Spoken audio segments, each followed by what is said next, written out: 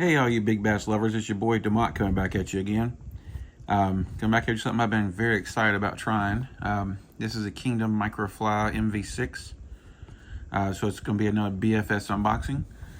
So we're going to get all the details and specs on it, and this is how it comes. Never stop searching. Okay.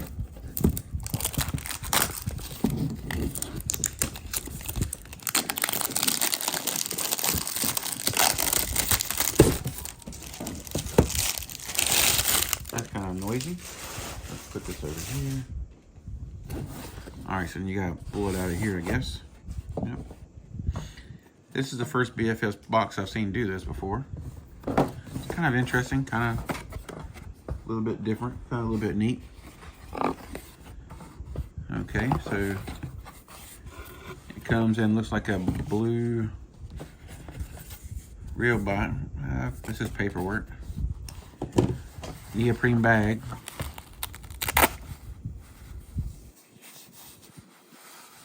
Okay, so it's kind of a nice bag. Let's see what we got here.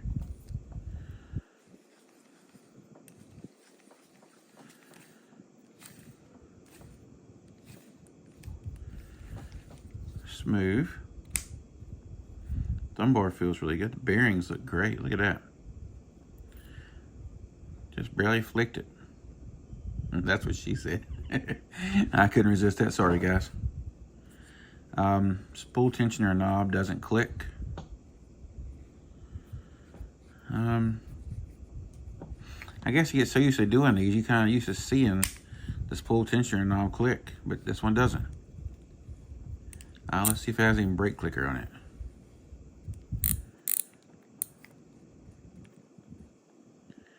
No brake clicker. All right. This is the 6.5 to 1 gear ratio. I like my other Kingdom reel so much, the one that has the dual cast control. It's really light. I like these handles. They kind of feel really nice. This kind of handle is a little short though, but the paddles are really nice holding. It's kind of, for you guys that don't know, when you have, excuse me, when you have like a metal, like aluminum knob instead of foam, you feel the bite so much better, especially if you're using light sensitive baits. If you have your hand on it, you're probably bumping it up and you're reeling, you feel it so much more.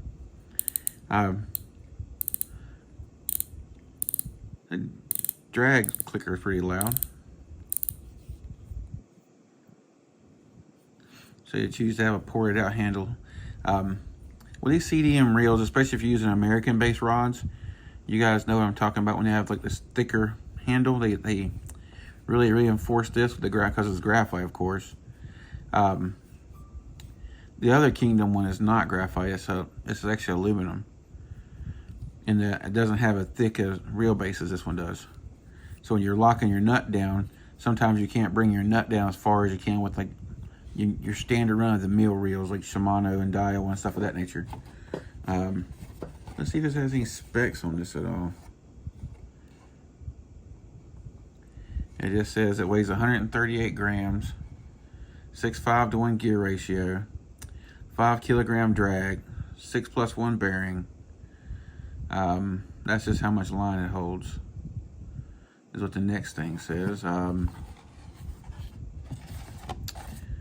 guess that's it for that. I do like the color. This is blue with this gold. It looks really good. I wonder if I can weigh this whole thing on just my spool weigher. Let's see here. It might weigh too much. Let's find out. If it really does weigh 135 grams. It's gonna be hard to make this thing sit up on here, I think. No, there we go.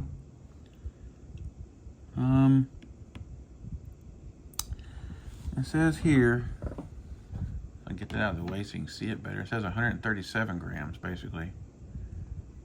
It's touching again. Move it and turn it like this. There we go. So now, 137.7 grams. Let's see if we can turn this to ounces here. Oops, I hit the tear button, I'm sorry.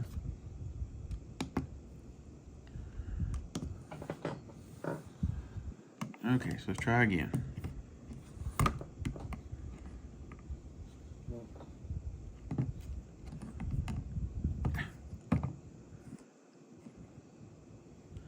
So it weighs 4.8 ounces, which is pretty doggone light. Let me see. Yep, 4.8 ounces. Yep, it's 100% on there. It's not touching anywhere else. Just want to make sure. So, okay, so when you have a light enough reel, you can weigh it on here. So let's just check the spool out here. To open the spool up, I guess you gotta, I didn't find any buttons or anything on here, so I guess you gotta, old school. You gotta unscrew this.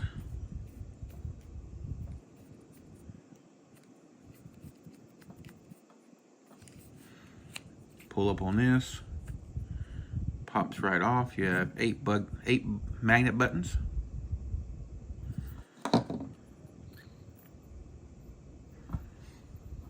Wow, that spool feels like it's nothing. Wow, it's like, I don't know. I'll say this weighs, oh, there's no bearing on the spool. How'd they get away with that?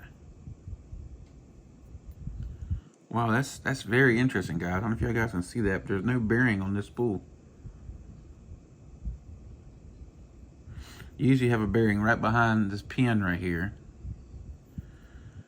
It's a little thicker through here. But that should. Is there a bearing here? No, there's no bearing inside there. I have never seen a reel like this before, guys. This is kind of, it has to be because it's a notch right here. I guess it has to sit inside the spool tensioner. It has to sit inside here a little more flush. Usually with a spool tensioner, you're only counting on it to basically, well, of course, put tension on the shaft here for your cast control. But now it has a lot more duty. It has to actually hold the shaft up while you're making your cast. Let's take a little peek with this here fast. Come on now, stop being a pain in the butt. Okay, so this looks like a regular spool. Spool bearing, I mean. Yep, that's the only other point of contact you have. Wow. If you guys know another reel that does this kind of no spool bearing on the spool, leave it comment down below. I'd be interested to kind of check that out too. I've never seen that before, so kind of surprised me. I'll come back to that in a minute. So let's see. Let's get a weight on the spool. If I can get it over to the right thing. Grams. Let's just say 7.9 grams. I got my fan on right now, so I have some wind blowing it around. So we'll just say 7.9 grams. So it's not the lightest, but it's not bad at all. But I guess it just feels so much. It feels almost like it wants to tip over because there's no bearing here. It almost seems like it would be unbalanced when you're casting. But it looks so like, I don't know. It looked effortless when I was flicking the spool. That's my bad thing to take these things off. Sometimes they want to cock. They want to get all turned on you when you're trying to put it back on. There we go.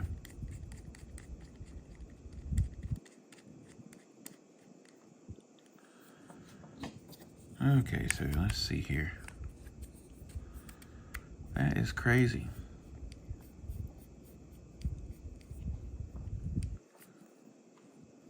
You gotta push it to get it started. See, it has like a little spring to it. So you guys can see that. If you're not in the hole, that's what she said, it's not gonna work. There we go. But I mean, it's like that spool just instantly lets go and it goes. I don't know. It's kind of crazy smooth. I want to try just a couple little things really quick. Just add a little bit of something. Instead of I mean, it doesn't feel, the reel feels smooth. It just feels like it has a little bit of something somewhere. So I'm gonna do just a little bit of oiling real quick, just to see if I can get rid of that.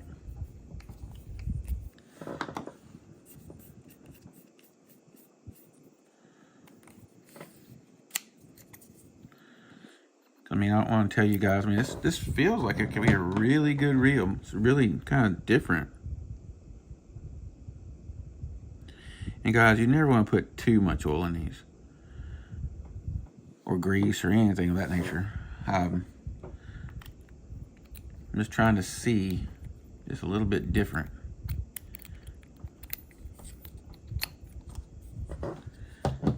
What it'll add or take away.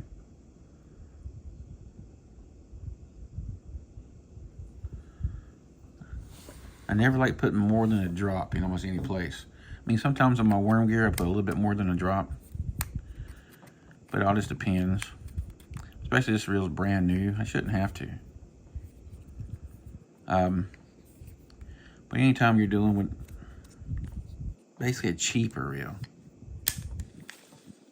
that took it right out. All right, yep. So it had to be something.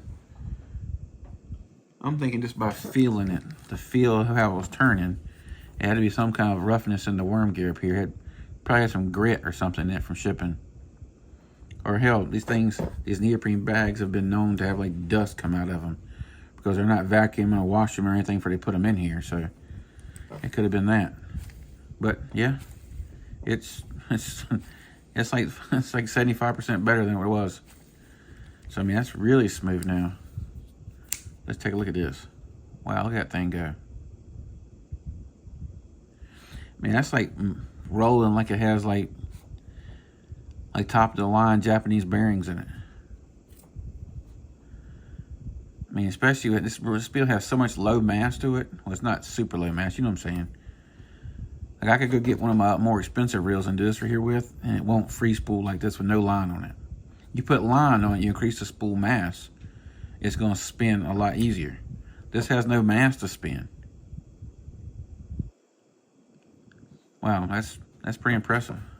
Let's see how good the brakes work. That's about halfway, I guess. Yeah, seemed to work pretty good. Let's turn it all the way up. Yep. Worked pretty good. Spool tension is not really that.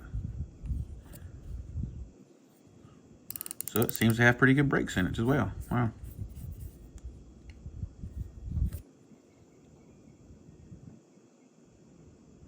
There it is again with 0 brakes. Out of the box, I'm saying this is going to be a really good reel. Wow. I really wanted this reel. Truth be known, I've been eyeing this reel since last year. I just hadn't really pulled the trigger on it. I had so much other stuff in the works that I'm working on. We're supposed to close on the house on Tuesday, then we got to get moved. I've been packing stuff up, and at least this time we're not going to be trying to worry about having to show the house and have the dogs in it and everything else. We're going to move slowly and just do what we want to do and not worry about it so much. But I'm gonna leave a description down below where you can get this reel out on AliExpress. I can't get over just how smoothly this thing free spools. I mean, that thing just goes. And I'm not even flicking it that hard. Okay, that's what she said. Couldn't resist it. All right, guys, just let me down below if you've ever seen a spool like this. It's kind of crazy. I've never seen one without a actual spool bearing being on the spool shaft. Not one in here. I mean, of course, they all have one in here, but actually being on the spool shaft.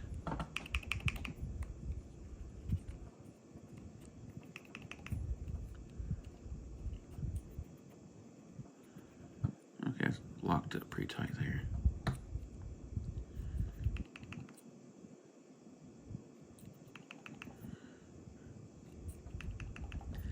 So what you're doing right now is I'm just kind of adjusting what would be in the field. You adjust your spool tension knob to alleviate the side-to-side play. So you can still somewhat hear it Hear that click, click, click noise? That's your side-to-side play. And as soon as you get almost all that side-to-side play out, that should be about a perfectly dialed in spool.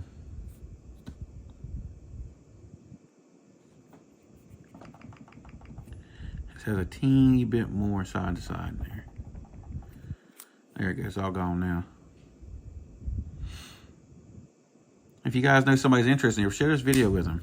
Subscribe to the channel. It doesn't cost you anything, and it helps my channel out so much. I'm trying to get the channel going pretty good. I'm trying to get several videos a week for you. I also want to show you guys this as well from AliExpress. I've got some other ones these I haven't showed you that they were not good. Let's just leave it at that. These are basically generic gillies. I'll leave the description down below as well. But the ones I got before, I've got several other ones like these. Just trying to look, because there's, as soon as if something comes out here, you know for a fact the Chinese market's had it before we've had it, or something close to. What is that in there? Okay, interesting. Okay, I want you to take a look at these right here. Look at how soft that is, and it has, just like the gilly, it has a hollow head and it has a solid body here. They have made this just like the gilly. I mean, it is so much like the gilly, it's crazy. Tail, the little side fins. I should get a gilly out and show you and compare it, but look at that mess. Well, I like to use these on, looks like I grabbed the wrong size, but I like to grab, it might still work. Let me take a look and see. I've been really liking these, especially for my weightless swim baits or weightless flukes. And even sometimes I'll make a penny rig. And if you guys don't know what a penny rig is, let me know and I'll do a video for it for you. But I kind of like it because it gives like an interesting swimming action. So this is a 3/0. You can see I like to use this welded eye hook. It's called a ringed wide gap hook. Let's see if this fits on this, or this might be too big. Yeah, this is too big. You need like a 2/0 with this. This is a smaller version of this bait. You need like a 2/0, but what the idea is, it goes in here, then there's a hook slot right here for it.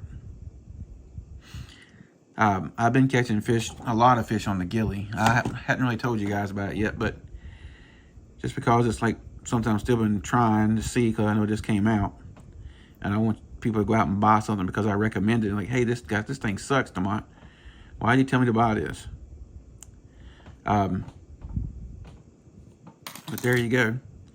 Another thing, did you guys see the excuse me, the guys in Pennsylvania and Florida and Ohio putting lead in the bass's mouth and making the bass swallow it?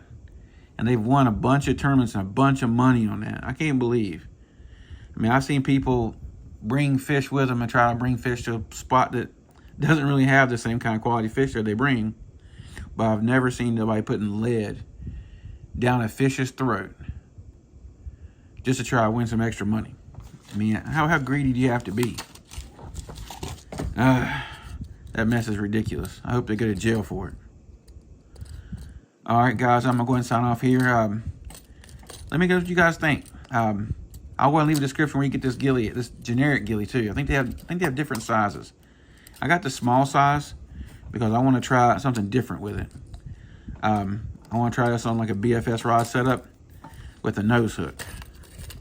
I haven't wanted to try that with the gillies yet because I don't feel like wasting a gilly or losing a gilly. I guess I could always put a spring in the nose so I don't take a chance of losing it so easy. All right, guys, let me know what you down below. I appreciate you guys all following along and going along some journeys with me. You guys have tight lines. I'll catch you on the next time.